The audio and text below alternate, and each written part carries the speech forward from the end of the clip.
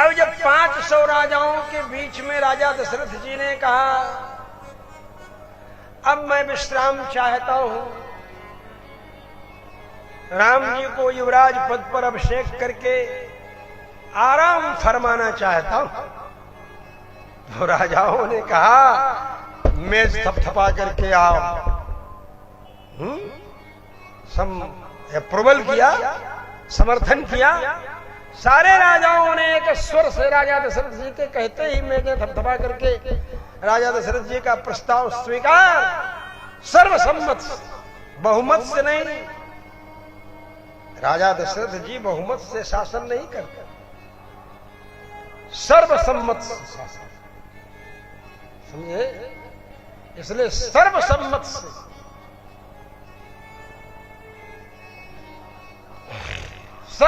से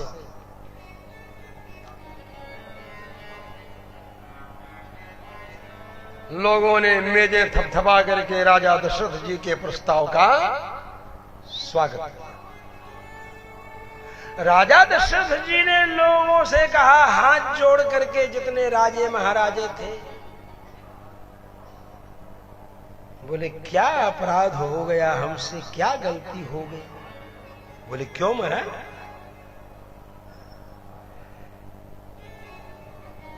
दशरथ जी ने कहा, अरे कम से कम ऊपरी मन से ही सही, ऊपरी मन से ही सही एक बार भी कहे तो होते कि अरे नहीं राजा साहब आप बहुत बढ़िया शासन कर रहे हैं, अभी आप शासन चलाइए। कम से कम ऊपरी मन से भी कह दिए होते यार। लगता है ऊब गए हैं, हमारा शासन झेल रहे हैं आप, त्रस्त हो गए हैं मेरे शासन से आप लोग, जल्दी से जल्दी मेरा शासन समाप्त करना चाहते हैं? अरे कम से कम एक बार फॉर्मल वे में भी तो बोलना चाहिए था, अरे नहीं राजन आप अभी कीजिए। लेकिन आप लोग लगता है कि इंतजार ही कर रहे थे कि कितनी जल्दी हम सिंहासन छोड़ें। तो राजाओं ने कहा, राजन ऐसा नहीं है, चिरंजीव महाराज, शतम वर्षाणि राघव। हे रघुवंश कुल कमल दिवाकर श्री दशरथ जी महाराज, आप चिरजीवी हो, ऐसा नहीं है। आपका शासन बहुत सुंदर है, लेकिन आपके लड़के में गुण ऐसे हैं कि इसने सब लोगों को अपने गुणों के बल से वश में कर लिया है। अच्छा, बोले श्री राम के गुण ऐसे हैं कि कदाचिद उपकारेण कृते नैकेन तुष्यति, न स्मरत्यपकाराणां शतमप्यात्मवत्तया। कभी कोई भी उपकार कर दे राम जी का तो उसी से संपन्न हो जाते हैं, प्रसन्न हो जाते हैं, गदगद हो जाते हैं, और सैकड़ों बदमाशी कर दे तो भी माफ कर देते हैं उसको। इतने मनोत्साही हैं राम, ऐसा राम जी का स्वभाव।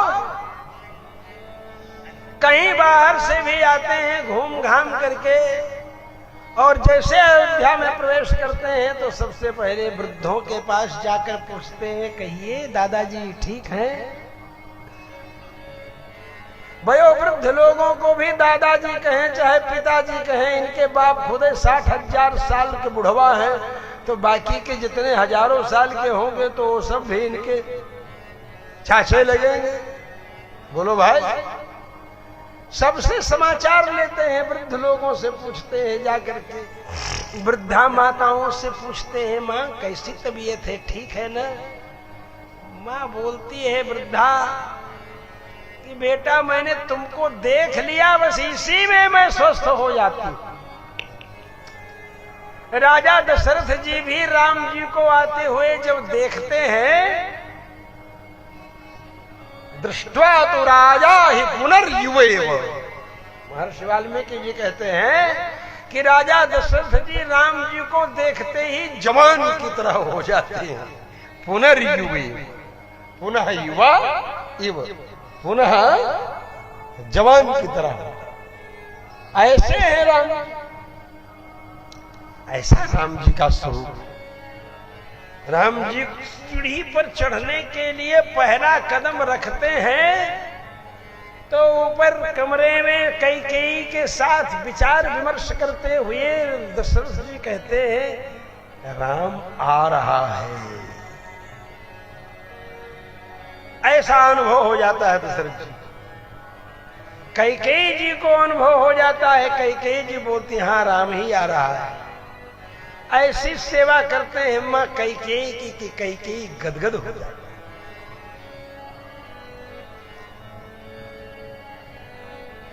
राम जी को बुलाया जाता है, राजाओं की सभा में एक सिंहासन पर बैठने के लिए आदेश देते हैं दशरथ जी।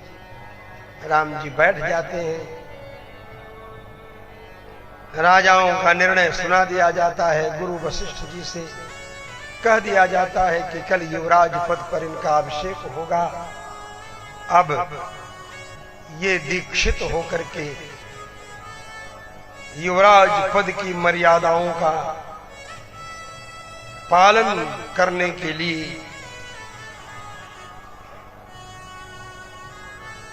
सन्नद्ध हो जाएं। सन्नद्ध होने का मतलब कमर कस के तैयार है। ऋण बंधने धातु है ना, तो सम्यक नद्धा सन्नद्ध, अच्छी तरह से बंध गए, वो सन्नद्ध, बिल्कुल तैयार हो। ये क्या है? राज तिलक का समाचार सुनते ही कुछ मधुरा मधुरा लापा है। अरे राज तिलक का समाचार सुना है और तब तक मिठास आ गई। ये मिठास, विलक्षण मिठास, नराह मोदक हस्ताश, लड्डू जो है खोवा का लड्डू है ना, है? खोवा का लड्डू आया हुआ है और भगवान को समर्पित करिए अभी इसी वक्त, क्योंकि राज सिंहासन पर बैठने का इंतजार नहीं करना है, नहीं 14 साल का इंतजार करना पड़ेगा। अभी सूचना आते ही मीठा हो जाए, मिठास भगवान के सामने नैवेद्य का अनुभव कर दिया जाए।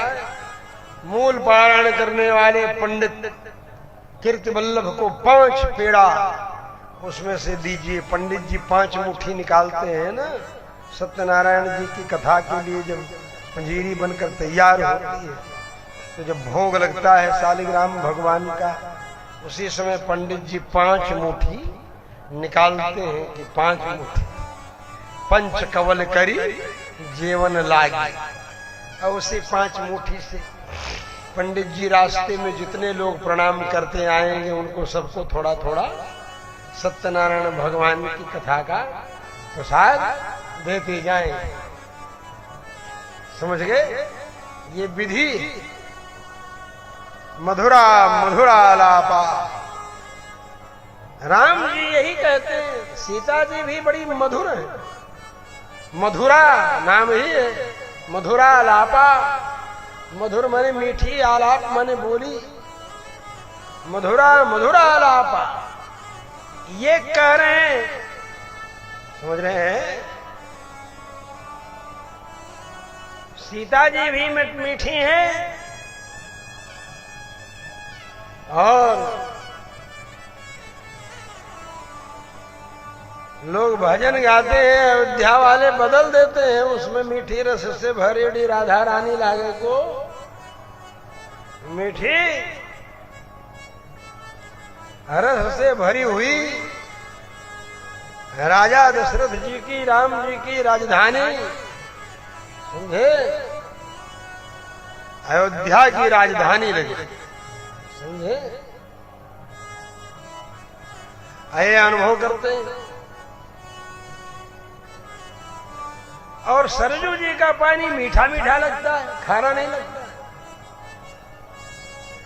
कारो कारो की जगह खारो खारो लोग कह दिए हो। जमुना जी का पानी खारा हो गया, कैसे हो गया खारा? अरे भाई, गोपिन के आंसुआन के नीर पनारे बहे बही के भये नारे। गोपियों के आंसुओं के जल जो है पनारे बहे बह करके नारा बन गया। समझ रहे हो ना? तो यहाँ तो वाल्मीकि रामायण की कथा सुना रहे हैं आपको, इसलिए आपको तो राजाधिराजाय प्रसह्यसाहिने, राजाधिराज भगवान रामचंद्र जी को सौंप दिया। वशिष्ठ जी के हाथ में कहा ले जाइए इनको। वशिष्ठ जी ले गए, कुछ नियम संयम बताए, और फिर तब तक वशिष्ठ जी राम जी को नियम बताए, इस नियम का पालन करो। इस नियम का पालन करने से युवराज पद की प्रतिष्ठापना व्यवस्थित ढंग से होगी। युवराज पद की दीक्षा, अब उपवास करना है। कल अभिषेक है तो आज ही से उपवास प्रारंभ होगा। राम जी का नियम बता दिए, युवराज पद पर बैठने का। इसलिए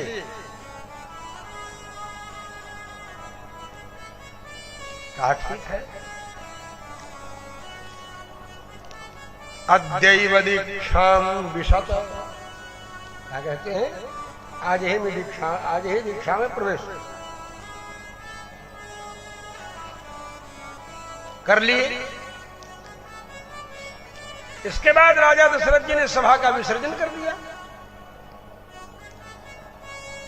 जब सभा का विसर्जन कर दिया तो फिर राजा दशरथ जी उठे और राम जी को बुलवाए। सुमंत जी से कहे जाओ राम जी को भेजो।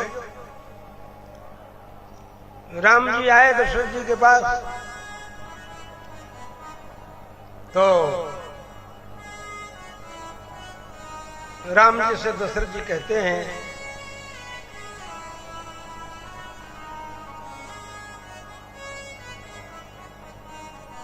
राम जी से कह रहे हैं दशरथ जी, विप्रोषितश्च भरतो यावदेव पुरादितः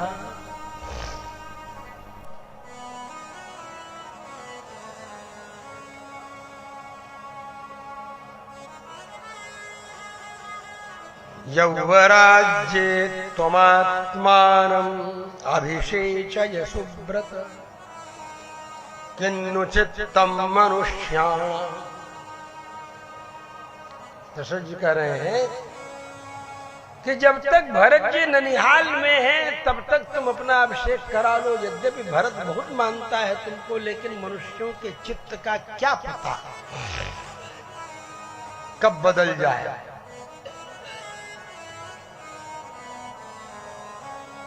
इसलिए जब तक ननिहाल में भरत है तब तक अपना अभिषेक करा। तो राम जी ने कहा मतलब चालबाजी से अपना अभिषेक करवा ले। जिस अभिषेक में भरत नहीं होगा उस अभिषेक में आग लगे। राम जी ने कहा कि पिताजी भी नहीं समझ पाए कि भरत जी क्या चीज है। अच्छा, तो अब ऐसी रचना रचूंगा कि सारी दुनिया ही जान जाएगी कि भरत क्या है। बस